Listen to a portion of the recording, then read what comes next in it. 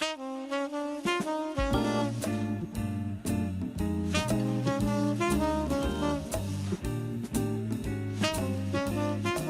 good afternoon, good morning, depending on what part of the country you're in. Welcome to the Unfair Advantage series, where we explore strategies, insights, and methodologies to give you an unfair advantage. My name is Mona Hilton. I'm the CEO of Advantage Anywhere. And today's topic is about sales, how to unstuck your prospects. So let me ask you, have you ever gotten tired of hearing, I'm not ready yet, or maybe we need to think about it? If so, it's possible that you haven't satisfied a core element that's keeping your prospect stuck. Let's face it, gone are the days of taking orders or show and tell presentations. Today, our customers have a lot of options, and it's going to require a very savvy salesperson to guide them through that decision-making process.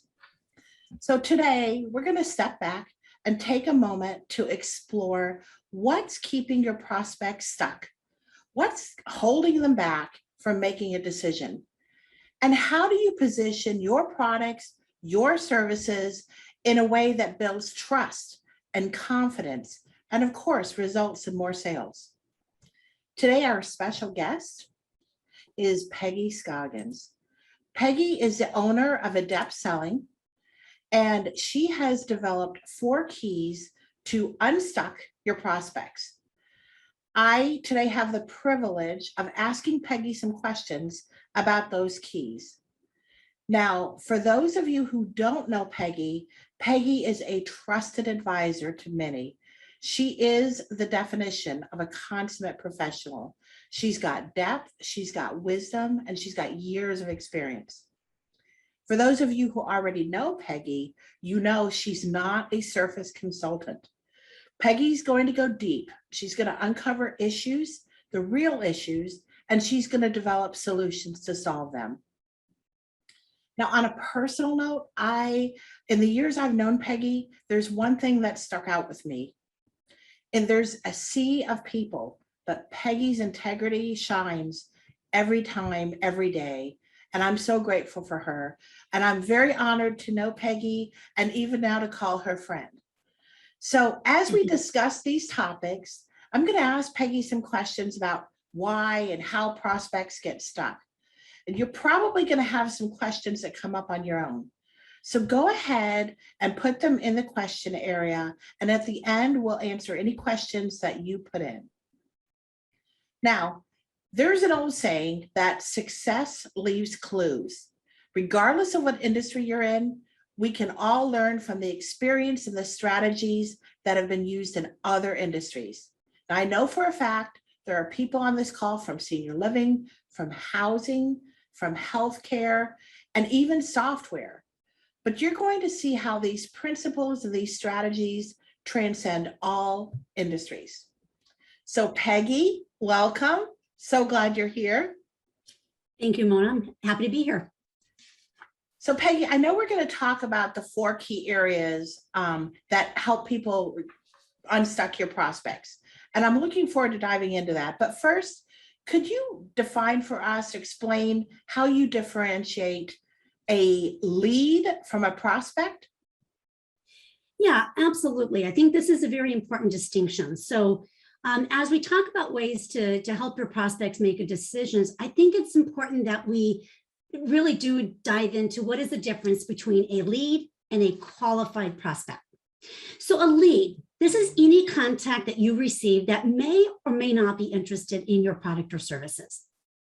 Where do these leads come? Well, they can come from your website. They can come from an event you may have hosted, a vendor expo that you gave a drawing away. Maybe you purchased a mailing list. These are all leads. And so when a lead, let's just give an example of a lead. You had an open house and you had 20 people that came to that open house. You now have 20 leads. The next day, one of these leads calls you and says, wow, can you send me a brochure? I'm interested in learning more about your services. That lead has just now converted and is a prospect. a prospect needs to have expressed interest in your product or services. Now that's a prospect. And we're going to get to this next part because we're talking about a qualified prospect. There are two things that really need to be identified to look at it in terms of a qualified prospect. One is they need to have a desire for your product or services. And the second one is they have to have a means to pay for it. So as we think about the 4 steps we're going to talk about on unstucking your prospects, I want you to be thinking in terms of it's not a qualified prospect. We kind of need to go back here to determine, are we working with just a lead or a prospect that hasn't been qualified? And do those due diligence first before we look at, well, how do we unstuck them or close the sale? So that's kind of I think the emphasis I really want to point out about a lead and a qualified prospect. Does that answer your question, Mona? Yeah, no, that's so important because I think in every industry, those terms are used interchangeably and they're totally different because you treat a lead totally different than you would a qualified prospect. So I appreciate you taking a moment to do that. Now, if you don't mind, Peggy, let's just kind of review the 4 keys and then we can dive into them in greater detail. So if you don't mind, do that for us. Absolutely. So here are the 4 keys. 1, we need to know what problems they are trying to solve and who are the decision makers. Number 2, we need to know what obstacles or barriers are in their way. Number 3, we need to be able to solve the problems and overcome the obstacles. And 4, we need to build trust in us and our organization. Okay, great. That's a great overview. Now let's kind of dive into some detail, starting with key number 1. Why is it important? Why is it so important to know what that problem is? Yeah, well, see, Mona, at the end of the day, the act of selling is really solving problems. So the problem, though, with many sales staff is that we're just trying to sell anything and everything we have to offer and hoping it sticks. So there's a tendency to kind of laundry list or give all of that information out on everything we do. And again, hoping that it makes a connection with our customer. But instead, what I think is important for us to do is take the time to ask those probing questions that allow you to find out not only what does your customer need, but what do they want? See, there's an important matter when you're selling. People want to know how your product is going to impact them. If I buy it, what am I going to achieve? What am I going to gain? You know, as consumers, we make decisions emotionally, but we justify them logically. And so when we're solving not just what they need, but also what they want or the why in your solution, you're actually connecting with both parts of the brain that are critical in decision making. So a really good skilled salesperson isn't only going to uncover needs and wants, but they actually can uncover problems and identify problems for their customers they may not even know they have. And I'll give you a personal example of this. As we think about us solving problems, my husband and I, we have been campers for, let's see, we've been married 33 years. We've been camping since we've known each other. And we started in tents, and then we went to a pop-up, and then we had a small little travel trailer. And then a year ago, we bought a used motorhome. And then this year, we decided to trade that in and go buy our second home on wheels, a new motorhome. And it was a big expense and a big decision to make. And of course, I went in knowing exactly what I wanted because I had all this history with all the different types of travel vehicles. And yet I had a really good salesperson, and one question he asked really changed one of our critical decisions. One of his questions he asked was, how long do I plan to keep this motorhome? And I said, well, no, this is it. This is our forever. I'm buying this to retire, and this is my second home that we will travel around the country. And when he knew that, he said, well, listen, I think there's something you might want to consider. You see, in the motorhome industry, there's 2 different ways they do the exterior of motorhomes. Many of them that you see on the road today they have stickers on them. They're decals. So a brand new motorhome that has a decal looks beautiful, but you wouldn't know it's a sticker. And there's another option, which they call full body paint. So if you plan on keeping this motorhome forever, one of the recommendations he had was to consider the full body paint. You are able to touch it up if you get scratches, if it starts fading, especially if you're in that Florida sun. You can buff it out. You have options for making it look good years down the road, instead of having one that fades out, because decals, as we know, they're stickers. They will peel off, they will fade, and there's very little you can do about it. Now, it seems such a simple question and response, but I had no idea that this was a problem that I would even have to consider. And it made a big difference in the choice we made. And of course, there was an extra cost involved, but I saw the value in it. And so, like I said, a really good salesperson isn't just going to identify what problems I recognize or what needs I have, but really use those questions to help me uncover things I just might be in my blind spot I'm not aware of. Yeah, that's the power of good questions, right? Absolutely. So you talk about decision makers. How do you know who the decision maker is? Well, I think the short answer to this is ask. I mean, one of the questions I like to use is, who all is going to be a part of this decision? And if you get a list of people or multiple people, what I follow that up with is, tell me about how you see each person's role in this decision. And my goal here is really to make sure I identify all those decision makers so that I can ensure that I'm engaging them appropriately. Now, here's a caveat. While we want to ensure that we know who all the decision makers are, it's equally important that we identify what I refer to as the gorilla dusters. And so, what's gorilla dusting? Interesting story. Gorillas in the jungles, when they are challenging each other, what they will do is go out there in the dirt, take their hands, flip it up in the dust, the sand, make this dust storm, beat their chest, scream out loud, and they never touch each other.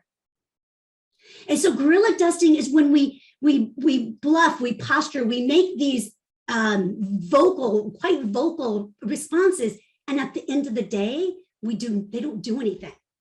And so I know in art, especially if you're in the senior housing industry where we have lots of families, and I'm the youngest of 9, I have a lot of gorilla dusters in my family.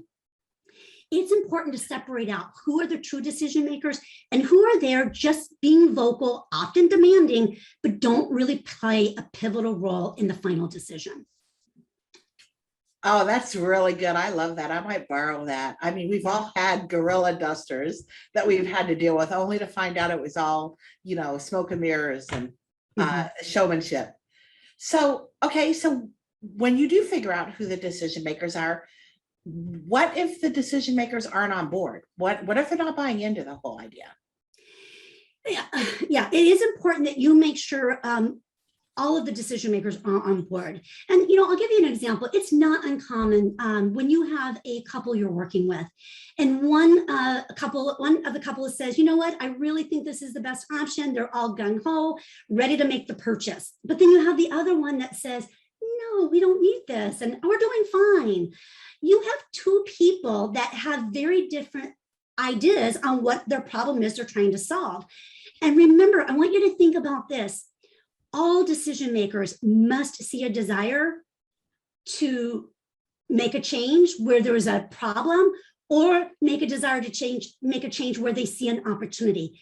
If they don't acknowledge there's a problem or opportunity, they're not going to buy. Mm-hmm. Now, I don't quickly give up, because maybe I do have somebody who isn't on board while the other person is. Our goal then, remember I said, is to help them maybe identify maybe a problem or desire that they themselves may not recognize on their own. One of those desires could be to make their partner happy. And it could be as simple as that. I know you don't see a problem with this, but it sounds like, your partner really is struggling with it. And how do you feel about that? We cannot convince somebody to do something they don't want to do. Right. However, we can shine light on an area that might be a blind spot of them, so that we get to the point where they acknowledge there is a need or an opportunity to solve. Mm-hmm. That's really good. That's great. All right, let's move on to key number 2, which is, what kind of obstacles or barriers should we be aware of, and how do we find out what they are? Yeah. Well, the first, I'm just going to point back to the last question you asked, is you need to know that all decision makers are on board. And if they're not, there's your first barrier, because remember, if I don't have a problem or a desire to solve, I'm not going to be in the business of purchasing anything. So that is one of the first things I always just make sure that you don't have any holdouts in terms of the decision makers. But some other common areas that can be obstacles that may or may not be voiced is financial. Now, we did talk already about qualified prospect have the means to buy your product and services, but that doesn't mean they see the value in buying your product and service.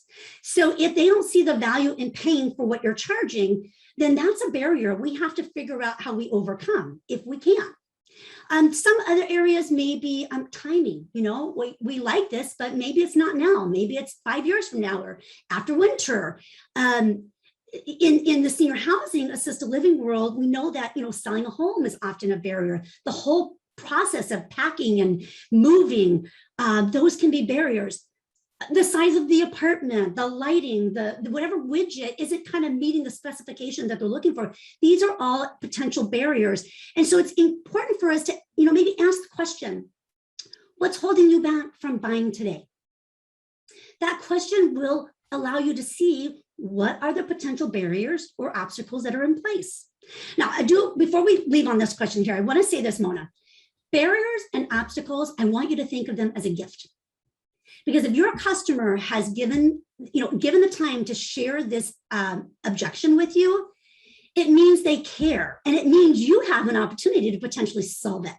So don't be afraid of barriers or obstacles. Ask for them, because if we don't, they're going to walk away. They're still going to be there, and you don't have an ability then to communicate with them and see if you can't solve them. Mm-hmm. That's great. I wrote that one down. That's the key takeaway. But what if you can't solve or overcome their objections or their barriers? Yeah, like I said, it gives us an opportunity. Doesn't mean we can always do it. However, I think you need to first recognize what objections you can solve and which ones you can't. Just because you can't resolve an objection doesn't mean you lost the prospect. The key here is, can you overcome it? Now, the only way you're going to overcome an objection that you can't solve is you have to create a higher value for other options that are of importance to them that compensate or overcompensate for whatever that deficit is. The key to overcoming objections you cannot control, again, is offer alternatives that overcompensate the deficit. Create more value than the objection itself presents. The grass must be greener on your side than theirs. And this is why it's so important for you when you're doing your discovery and you're learning about what their needs and wants are. The more you have the details of those information, they can come back and help you when you're trying to overcome these, to say, well, listen, I know this was important to you, but these also were important to you. And I'm going to give you an example of this. I always like to use my personal examples. 2001, my husband and I were looking for a house. And we looked at, I'm not kidding you, over 100 homes. And yeah, I was picky, but I had this list of these are the must-haves. Now, I had two things that were absolutely must-have. I needed 4 decent-sized bedrooms. I had 3 kids at the time. I mean, I still have 3 kids, but 3 kids living under the roof. And I needed a master bathroom. I was not going to forego my master bathroom. After 100 plus homes, we bought the house I'm living in right now, and it was built in 1969. It has 4 bedrooms, but those of you who know, when they built houses in 1969, they did not build large bedrooms. One of them I would probably call a den, not really a bedroom. And the other thing, Mona, I don't have a master bath. So these things that I went into the search saying they were non-negotiables. I must have them. And I don't have them. Why don't I have them? Because during this process, I realized there were other things that were not on my must-haves that became priority. The neighborhood I lived in is an intergenerational neighborhood. I love it. Centrally located in the Twin City area. I can get almost anywhere in 20 minutes around the Minneapolis-St. Paul area. I live on a 5-house cul-de-sac. My kids could ride their bikes out in the cul-de-sac and it felt safe. My grandkids are now riding their bikes out there. And it's within a school district that is really a phenomenal school district. All of those things started outweighing my need for a large bedroom with a master bath. So with your customers, I want you to think about that too. Just because you don't have let's face it, we can't move our building. If that location isn't the best fit, what else do you offer that you can say, it's worth driving 5 miles further because this is what we can offer that I know you said was really important to you. So I think, that's really important to just understand that there are things you can't change. Most of you do not have control over changing the price, changing your product or service. It is what it is. But if you know some other things that are important to your customers that go beyond those things that you have no control over, then you're in a better position to help them see there's higher value to choose you, even if it's not their first choice because of those challenges. Last thing I want to see on this one, though, too, Mona, before we move off. Try to prevent from solving all the objections until you really know it's a true objection and not just an excuse.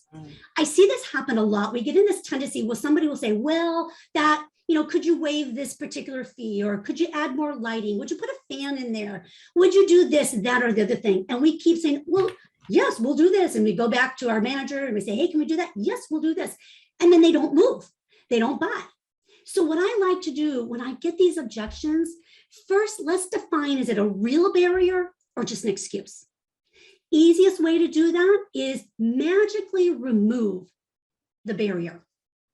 So I can just say, listen, if I know that the price was more than you were anticipating, but if money wasn't an option, would there be anything else that would hold you back from making this purchase? And listen for the response, because it's like peeling that onion back. You want to get to the core. Often we hear excuses first, but we don't really know what the real barrier is until we kind of start peeling it back. That's really good. I'm thinking about your 4 bedrooms and think that you could probably turn one of those into an incredible master bathroom now that the kids have moved on. Well, I still don't have a master bath, but you can see one of the bedrooms is now my home office. There you go. There you go. So Peggy, this is great. And it seems you've got this all down. This comes very natural to you. How do you, what's your advice for people who want to avoid winging it?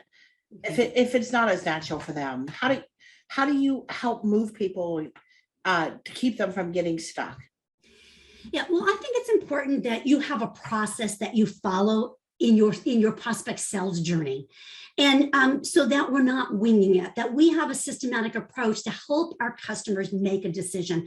I've always said my definition of a professional salesperson is that you have the ability to help your customer make their best decision sooner than if they're left on their own. I want you to think about that. Your job is to help them make their best decision sooner than if they're left to their own devices to learn. So it's all about this sales journey and giving them the right information, experiences, resources, so they feel comfortable to actually pull the trigger and make a decision. So whether you're using a CRM or an Excel spreadsheet, and I hope you're all using a CRM by now, but whatever system you're using for tracking your prospects, you want to make sure that it incorporates these sales stages, or you might call them sales engagements or sales cycles. Doesn't matter what you call it. What's that journey where your customer starts with you, they go through the process, and then they get to the end where they make a decision. Your job is to help them get through each of those sales processes or stages so that you can help them make that decision that's best for them.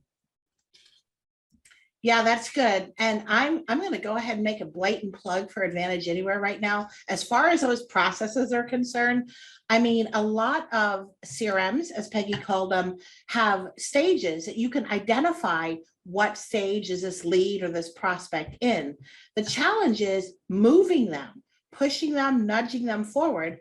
So we created something called a sales advancement assistant. We lovingly call it the Chevron. And the Chevron lets you lay out all of your different stages, milestones, steps, whatever you want to call them, and then pre-populate them with all the resources, the reminders, the emails, the videos, all the stuff that you can use to push, nudge, guide that prospect to the next stage. So that's what helps kind of organize the thoughts and provide all the resources. And just so that you're aware, at the end of this session, I'm going to share with you a sales process worksheet that we're going to offer to you just as a free gift, a resource that you can use to build out your own stages, your own milestones, and all the different resources that you have, which we'll send that to you. I'll share a little bit more with you about that at the end.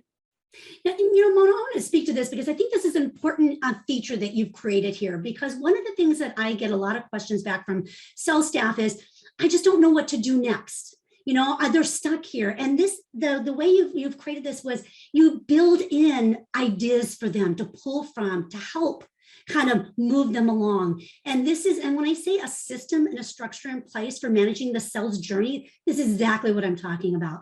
We need to have these built in so that we give the right tools, the right engagement, so we can move them through whatever those stages you've identified in your particular, customer's journey. Mm-hmm.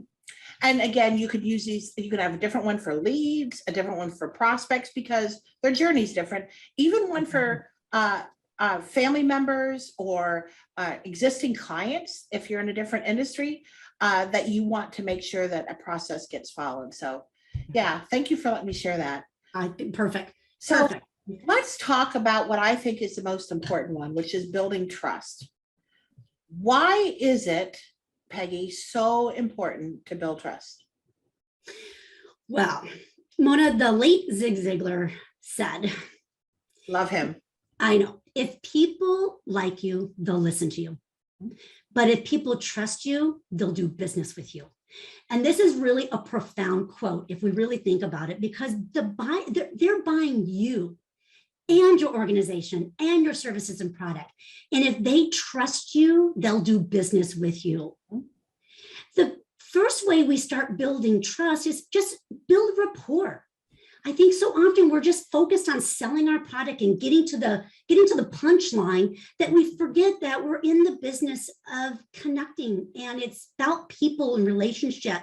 Don't skip building rapport with your prospects or your customers. Find out, do you have common interest bonds? How do they learn about your company and kind of what's important to them? See where there's some connections, and share your organization's mission, the values, your why. Why are you in business? I want you to make sure, if you're not incorporating your company's why you do what you're doing, what your mission, what your value is, please start doing it with every single customer you work with moving forward. We need to ensure that this is a part of it, because this is one of those most unspoken objections people have. Is you might have a beautiful product that's priced well, but if they're not sure if they can trust you or if you share the similar values or mission, then there's a hesitancy to do business with you. And so we need to make sure that we bake this in every single time in our sales presentation to talk about our why. Mm-hmm. Why should they do business with you? What will you do different from the competition or alternatives? And how have you impacted your customers that you serve currently? All those things are really great ways of developing this trust in you and your company. And I'll just tell you, based on a lot of mystery shops that I have listened to, Mona, this is the single most important area that is not covered. Mm. So if we don't talk about our organization's why, our personal whys, then we will miss not just the opportunity to actually make a sale here, but when we have customers that also align with our mission and values, we don't just get a customer, we actually get an ambassador. They become marketers for you because they believe in the same thing you believe in. And there's power in that goes way beyond just making one sale. Mm-hmm. I couldn't agree with you more, Peggy. My mind is racing as you're talking. So we're in a digital world now. I mean, we don't get to touch as much as we used to. We do a lot of things virtually, but this trust is so important. I think I'm thinking back at times I can relate to being on both sides of the sales process, either selling to someone or buying something. And trust is such an important factor that if you get it right and you make the connection and they know they can trust you, a lot of the other obstacles or objections kind of go by the wayside. So it's beautiful. It's like the most important thing. I can't stress how important it is to build a trust and to be authentic and not fake it, but be the real deal, like you, Peggy. Well, thank you, Mona. Okay, so this is so good. I've been scribbling some notes, key takeaways, and I'm going to check and see if we have any questions. So if you have any questions, put them in the Q&A. And while I'm looking through that, Peggy, would you mind reviewing the 4? Yeah, so just kind of final review, just as we've talked about, those 4 key areas that I do want to make sure that you are not missing as you're working with your customers. One is, what are the problems that they're trying to solve? Make sure you're getting granular, get detail, and ensure you're talking to the decision makers. 2, uncover whatever barriers or obstacles are in their way from moving forward. 3, you need to be able to solve or overcome those obstacles or barriers. And 4 is that we just focus on build that trust. Make sure that they know that they can trust you and that you're the best alternative for them because of your whys and impact that you have. Well, thank you, Peggy. It was so good. We don't even have any questions. So I think you've addressed everything. But I wrote down some key takeaways that I just thought are worth sharing. One is that without knowing and articulating a problem, they're going to be stuck. You can't move forward. It's good stuff. Great questions expose opportunities. I know you said it a little differently, but that's what I wrote down. Because by asking good questions, you can expose opportunities and problems, like you said, that you didn't even know that you had, like the paint versus the decals. Right. Only solve true objections. I think we've all been guilty of chasing an objection that wasn't really an objection. Oftentimes, they throw out the money issue as being an objection, but that's not really it. So that was a good one. And then offering alternatives that overcome the obstacles. I'm not sure that's quite how you said it, but that's what I wrote down. Good takeaways. Yeah, I think those were really valuable takeaways. Thank you, Mona, for rephrasing those. Thank you, Peggy. So I wanted to share with you guys, I mentioned earlier that we have a sales process worksheet. So we've created a sales process worksheet, and there's an accompanying about 10-minute video that walks you through the process of building your own sales process out, each of your milestones, and then of course, all the resources that you have for each milestone to move them forward. So if you've registered for this session, you'll automatically get an email with the sales process, with a link to the sales process worksheet and the video, just as our thank you for attending the first of the Unfair Advantage series. And I want to thank you personally for attending today. It's been great to have our special guest, Peggy, as she shared the 4 ways to unstuck your prospects. I want to especially thank you, Peggy, for sharing your time and your wisdom with us. As I told you, she is a consummate professional. You guys just witnessed that yourself. I trust you guys have all learned some keys that will give you an unfair advantage as well, so that you can unstuck your prospects. So if you'd like to reach out to Peggy or myself, our contact information is on the screen. Remember to check your email for the sales process worksheet. And if you don't see something, always check your junk mail, because the little internet email gremlins like to put things in junk. So always check there, and be sure and share it with your friends. You'll get a recording of today's session as well. Be sure and share it with your friends as well. So thank you, everyone. Go get an unfair advantage, and we will see you next time. Bye-bye.